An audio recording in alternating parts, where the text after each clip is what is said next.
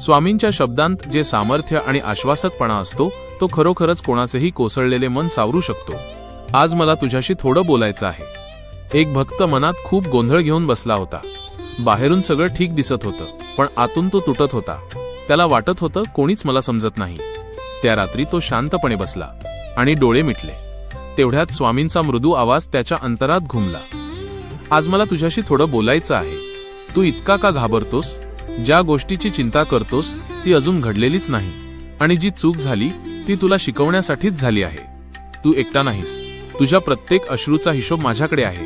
तुझ्या प्रत्येक प्रयत्नाला माझा आशीर्वाद आहे। थोडं थांब, स्वतःवर विश्वास ठेव आणि माझ्यावर श्रद्धा ठेव।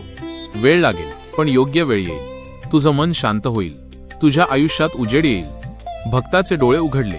आतली भीती कमी झाली होती, कारण त्याला जाणवलं स्वामी बोलले की मार्ग नक्कीच सापडतो। श्री स्वामी समर्थ।